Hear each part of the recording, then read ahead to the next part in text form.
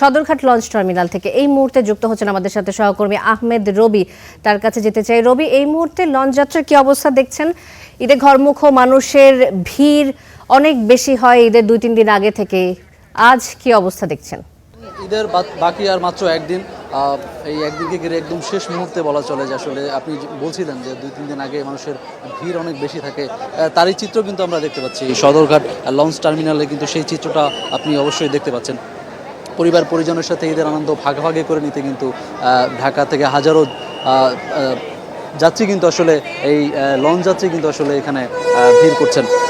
আপনি নিশ্চয়ই দেখতে পাচ্ছেন যে মাথায় ব্যাগ, হাতে ব্যাগ এবং মাথায় জিনিসপত্র নিয়ে, এবং পরিবারের শিশু এবং কিছু কিছু ক্ষেত্রে যে পরিবারের যে বয়স্ক সদস্য তারাও কিন্তু বাদ নেই। পরিবারের সদস্যদের নিয়েই কিন্তু আসলে বাড়ির পথে রওনা হচ্ছেন তারা। সকাল থেকেই কিন্তু লঞ্চ ঘাটে যাত্রীদের কিন্তু ভিড় চোখে পড়ার মতো ছিল, এবং আপনি নিশ্চয়ই জানেন যে দুপুরে আবহাওয়া কিছুটা বৈরী ছিল, বৃষ্টি এবং ঝড়ের কারণে কিন্তু আধা ঘন্টার মতো লঞ্চ আসলে বন্ধ রাখা হয়েছিল। এবং পরপরই কিন্তু আসলে লঞ্চ চলাচল আবার শুরু করে, এবং বিকেল গড়ার সাথে সাথে কিন্তু যে যাত্রীদের যে ভিড় সেটি কিন্তু চোখে পড়ার মতো। এখন নিশ্চয়ই দেখতে পাচ্ছেন যে হাজারো যাত্রী কিন্তু পরিবারের পরিজনের সাথে ঈদের আনন্দ ভাগাভাগি করতে কিন্তু বাড়ির পথে রওনা হচ্ছেন।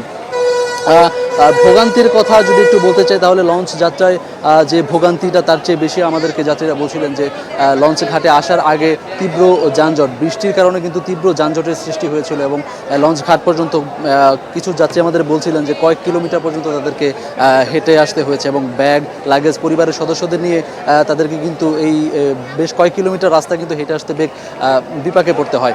এবং এখানে এসে আসলে তেমন কোনো ভোগান্তির চিত্র কিন্তু আমরা আসলে দেখতে পাইনি। বিশেষ করে প্রতিবার যে জিনিসটা থাকে যে বাড়তি ভাড়ার যে বিষয়টা, এবারে কিন্তু কোনো যাত্রী আমাদেরকে ভাড়ার বিষয়ে তেমন কোনো অভিযোগ এখন পর্যন্ত আমরা পাইনি।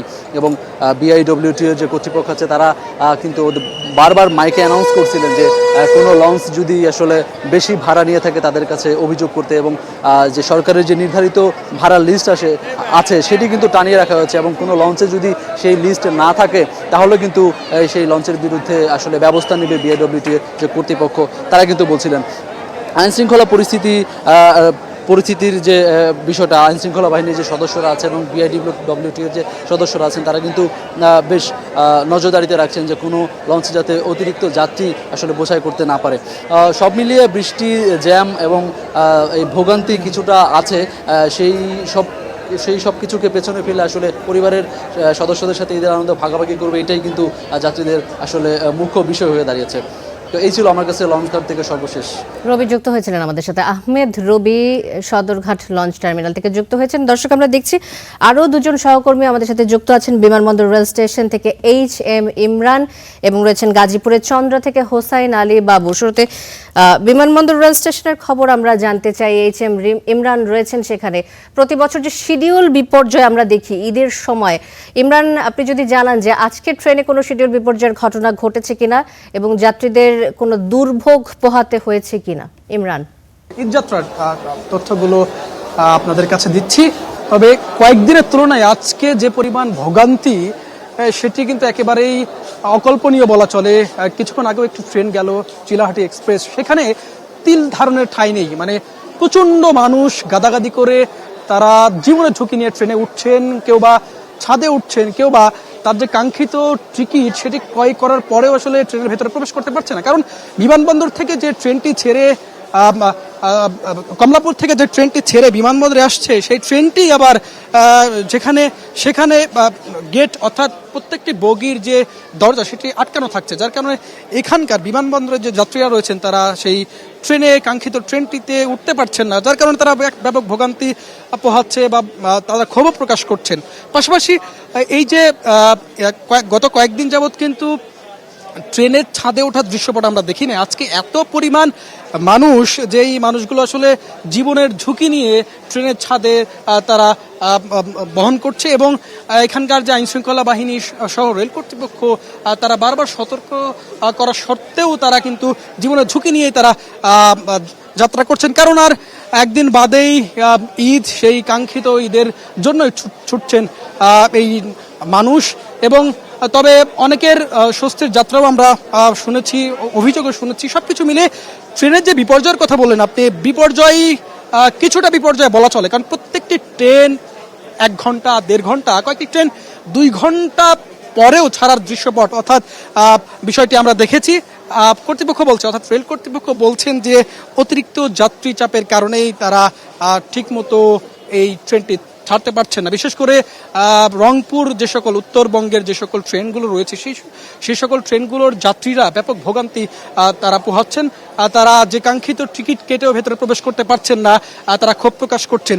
সব মিলিয়ে বলা চলে ঈদের কয়েকদিনের যে স্বস্তির যাত্রা ছিল সেটি আজকে কয়েকদিনের তুলনায় আজকে অনেকটা অস্বস্তির যাত্রা পরিণত হয়েছে। কারণ মানুষের, যাত্রীদের ব্যাপক ভোগান্তি আজকে আমরা লক্ষ্য করছিলাম। কয়েকদিনের তুলনায় আজকে যে পরিমাণ ভোগান্তি দেখা যাচ্ছে বা আজকে হচ্ছে, সেটি একেবারেই স্পষ্টভাবে বলা যায় যে এখন মানুষ, এখন আজকে যারা তাদের কাঙ্ক্ষিত গন্তব্যে যাওয়ার জন্য ট্রেনে উঠছেন, তারা অনেকটাই জীবনের ঝুঁকি নিয়েই তারা তাদের লক্ষ্যে পৌঁছানোর জন্য তারা চেষ্টা করছেন। শান্তা, এই ছিল আমার কাছে সবশেষ। ইমরান, ধন্যবাদ আপনাকে। HM ইমরান বিমানবন্দর রেল স্টেশন থেকে যুক্ত হয়েছিলেন আমাদের সাথে।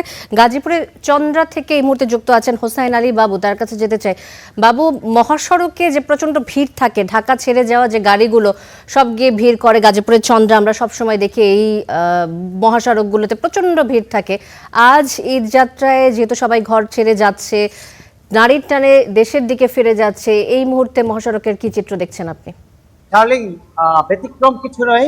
প্রতি বছরের মতো এবারও কিন্তু ঢাকা থেকে যেসব গাড়ি ছেড়ে আসছে, এই চন্দ্রা মোড়ে পার হতে তাদের 3 থেকে 4 ঘন্টা সময় লাগছে। আমরা দেখেছি দুপুর পর থেকেই আসলে ঢাকা টাঙ্গাইল মহাসড়কের যে চন্দ্রা মোড়, সেই চন্দ্রা মোড়ে মানুষের কিন্তু ঢল পড়েছে। আমরা দেখছি যে আসলে প্রচন্ড পরিমাণ মানুষ এবং উপচে পড়া ভিড় এই ঢাকা টাঙ্গাইল মহাসড়কের যে চন্দ্রা মোড়, সেই চন্দ্রা মোড়ে আসলে গতকালকে 45 ভাগ শিল্প কারখানা ছুটি হয়েছে, আজকে কিন্তু 45 ভাগ শিল্প কারখানা ছুটি হয়েছে। এই দুপুরের পর থেকে শিল্প কারখানা ছুটি হওয়ার সাথে সাথেই এই যে চন্দ্রা মোড়ে, সেই চন্দ্রা মোড়ে কিন্তু মানুষের উপচে পড়া ভিড় রয়েছে। সময় যত বাড়ছে, এই ঢাকা টাঙ্গাইল মহাসড়কের চন্দ্রা মোড়ে যাত্রীদের উপস্থিতি দ্বিগুণ হচ্ছে। তার পাশাপাশি বড় ধরনের ভোগান্তিতেও কিন্তু পড়তে হচ্ছে এই 22টি জেলার মানুষের, উত্তরবঙ্গের। আমরা দেখেছি যে আসলে তাদের কাছ থেকে বরাবরই কিন্তু বাড়তি ভাড়া নেওয়া হচ্ছে। যেখানকার ভাড়া 3 থেকে 400 টাকা, সেই ভাড়া নেওয়া হচ্ছে হাজার থেকে 1200 টাকা। এই যে একটা ভোগান্তি, তারা কিন্তু বরাবরই কিন্তু অভিযোগ করে যাচ্ছে, কোনো ধরনের সুরাহা পাচ্ছে না। এটি একটি অভিযোগ। তার পাশাপাশি যদি বলি, যেসব গাড়ি রাস্তার উপরে দাঁড় করিয়ে যাত্রী উঠাচ্ছে, যার কারণে এই চন্দ্রা থেকে গাজীপুর পর্যন্ত এবং নবীনগর পর্যন্ত প্রায় 15 কিলোমিটার কিন্তু এই দীর্ঘ সারি হয়েছে এবং একেবারেই ধীর গতিতে গাড়ি চলছে। আমরা অনেক যাত্রীর সাথে কথা বলেছি, যাত্রীরা বলেছেন তারা চৌরাস্তা থেকে এই চন্দ্রা পার হতে তাদের 3 থেকে 4 ঘন্টা সময় লাগছে এবং কবিরপুর জিরানি বাজার থেকে চন্দ্রা পার হতে তাদের 2 থেকে 2.5 ঘন্টা সময় লাগছে। তাদের যে অভিযোগগুলো, তারা বলছেন যে আসলে এই যে সময়গুলো আসলে ঈদের সময় তারা যখন বাড়ি যায়, প্রতি বছরই তাদের এই ভোগান্তিতে পড়তে হয়। সেজন্য আইন শৃঙ্খলা বাহিনীর কাছে তারা অনুরোধ করেছেন, দাবি জানিয়েছেন এই ধরনের ভোগান্তিতে যাতে আগামী দিনে আর পড়তে না হয়। তার পাশাপাশি যদি বলি, আসে অতিরিক্ত ভাড়ার কারণে অনেকেই জীবনের ঝুঁকি নিয়ে ট্রাকে উঠছেন। দেখেছি আমরা ট্রাকে উঠে অনেকেই প্রাণহানির ঘটনা ঘটেছে মহাসড়কে, তারপরেও তারা ট্রাকে উঠে জীবনের ঝুঁকি নিয়ে যাচ্ছেন, আছে নিজ গন্তব্যে পরিবার পরিজনদের সাথে ঈদের আনন্দ ভাগাভাগি করতে। মাত্র আর একদিন আছে, এই সময়ের মধ্যেই পরিবার পরিজনদের কাছে তাদের যেতে হবে।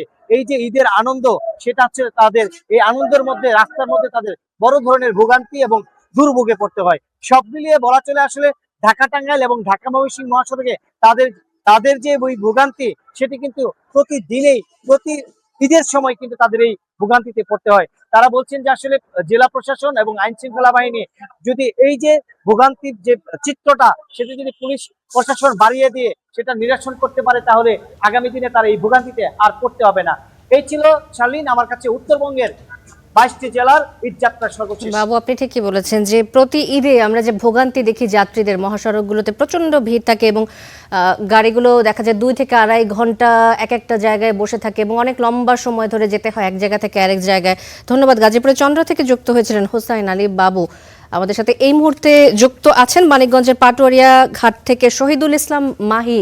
মাহি, আপনি যদি আমাকে জানান যে পাটুরিয়া ঘাটের এই মুহূর্তের চিত্রটা আপনার কাছ থেকে জানার চেষ্টা করব। কিছুদিন আগে আমরা দেখেছি যে দৌলতদিয়া পাটুরিয়া ঘাটে যে ভয়াবহ দুর্ঘটনাটি ঘটলো, বাস থেকে অনেক বাস সরাসরি নদীর মধ্যে পড়ে গেল এবং ভয়ঙ্কর দুর্ঘটনায় অসংখ্য যাত্রী মারা গেছে। এবার সরকারের একটা সিদ্ধান্ত হয়েছে যে ঘাটে ওঠার আগেই যে কোনো যানবাহন থেকে সব যাত্রীকে নেমে যেতে হবে এবং তারপরে উঠতে হবে। এই নিয়মটি কি সবাই মেনে চলছে কিনা, সবাই কি যানবাহন থেকে নেমে যাচ্ছে কিনা ঘাটে ওঠার আগে, প্রশাসন এই মুহূর্তে কি ব্যবস্থা গ্রহণ করছে যদি জানান আপনি। আমি এই মুহূর্তে রয়েছি একদম পাটুরিয়া ফেরিঘাট সংযোগ যে পুলিশ কর্মরত রয়েছে তার সামনে সংযোগ রয়েছে। আমি একটু জানিয়ে রাখি, আপনি যদি জানতে চেয়েছিলেন যে প্রশাসন যে নির্দেশনা দিয়েছে সেটি বাস্তবায়ন হচ্ছে কিনা, আমি একটু বলতে চাই যে প্রশাসনের এই নির্দেশনা বাস্তবায়নে কিন্তু ট্রাফিক পুলিশ এবং বিআইডব্লিউটিসির কর্মকর্তা কর্মচারী যারা রয়েছে তারা কিন্তু কাজ করছে। পাশাপাশি প্রত্যেকটা গাড়ির যাত্রী যারা আসছেন ঘাটের প্রায় 100 থেকে 200 গজ আগেই কিন্তু তাদের নামিয়ে দেওয়া হচ্ছে এবং খালি বাসটি ড্রাইভার এবং চালকের সহকারী সহ ফেরিতে উঠছে এবং যাত্রীরা কিন্তু হেঁটেই ফেরিতে উঠছে। আমি আরেকটি তথ্য জানিয়ে রাখি যে আজকে এই ফেরিঘাটের যে চিত্র যদি বলতে চাই, সকাল 11টার দিকে থেকে 12টা পর্যন্ত প্রায় 1 ঘন্টার মধ্যে কিন্তু ঝড়ো আবহাওয়ার কারণে বন্ধ ছিল। এই বন্ধ থাকার কারণে কিন্তু প্রায় 6 ঘন্টা কিন্তু তারা দুর্ভোগ পোহাচ্ছে। এখনো কিন্তু কিছু গাড়ি রয়েছে, যদিও আপনারা জানেন যে পদ্মা সেতু হওয়ার কারণে আগের মতো দুর্ভোগ বা যানজট নেই, তবে আজকে দীর্ঘদিন পর কিন্তু আবার সেই চিত্রটি ফুটে উঠছে। প্রায় কোনো কোনো গাড়ির চালক এবং যারা চালকের সহকারী তাদের সাথে কথা বলেছি, তারা যেটি আমাদেরকে জানিয়েছেন যে 3 থেকে 4 ঘন্টা, কেউ কেউ 4 ঘন্টা পর্যন্ত কিন্তু পারাপারের অপেক্ষা রয়েছে। তবে আমরা কথা বলেছি বিআইডব্লিউটিসির কর্মকর্তা যিনি সালাম হোসেন, যিনি দায়িত্বপ্রাপ্ত, তিনি আমাদেরকে যেটি জানিয়েছেন যে সাভার, আশুলিয়া, টাঙ্গাইল, গাজীপুর সহ ধামরাই সহ যে গার্মেন্টস গুলো রয়েছে সেগুলো ছুটি হওয়ার কারণে কাটা বা লোকাল গাড়িতে করে যাত্রীরা সরাসরি পাটুরিয়া ঘাটে আসছেন এবং ফেরিতে উঠে কিন্তু তারা পারাপার, তারা কোনো পরিবহনে যাচ্ছেন না, যার কারণে তারা গাড়িগুলো যে পরিবহনের গাড়িগুলো রয়েছে সেগুলো কিন্তু তারা তুলতে পারছেন না। সেগুলো তুলতে না পারার কারণে কিন্তু যাত্রী বেশি উঠছেন ফেরিতে, যার কারণে পরিবহন যাচ্ছে না, যাত্রী যাচ্ছে বেশি, যার কারণে তারা বাসগুলো তুলতে পারছে না, যার কারণে শতাধিক বাস কিন্তু আটকে রয়েছে এই পাটুরিয়া ফেরিঘাটে। আরেকটু জানি 3টি ঘাট দিয়ে পারাপার হচ্ছে এবং 16টি ফেরি দিয়ে কিন্তু আজকে এই যাত্রী এবং যানবাহন পারাপার করা হচ্ছে। এর পাশাপাশি লঞ্চ ঘাটেও কিন্তু ব্যাপক আমরা ভিড় লক্ষ্য করেছি এবং এই লঞ্চ ঘাটেও কিন্তু ব্যাপক ভিড় লক্ষ্য করেছি। মূলত গার্মেন্টস ছুটি হওয়ার কারণে আশুলিয়া, সাভার, ধামরাই, আশুলিয়া এবং টাঙ্গাইল এবং গাজীপুরে যাত্রীরা কিন্তু চাপ বেড়ে যায় যাত্রী আসার কারণে। আমার কাছে এতটুকু ছিল। শান্তা, মানিকগঞ্জের পাটুরিয়া ঘাট থেকে। মাহি, ধন্যবাদ আপনাকে। মাহিদুল ইসলাম মাহি পাটুরিয়া ঘাট থেকে যুক্ত হয়েছিলেন আমাদের সাথে। সদরঘাট লঞ্চ টার্মিনাল থেকে আহমেদ রবি, বিমানবন্দর রেল স্টেশন থেকে HM ইমরান এবং গাজীপুরের চন্দ্রা থেকে হোসাইন আলী বাবু, আমাদের সহকর্মীরা বিভিন্ন জায়গা থেকে যুক্ত হয়েছিলেন আমাদের সাথে, ঈদ যাত্রার খবর জানাচ্ছিলেন।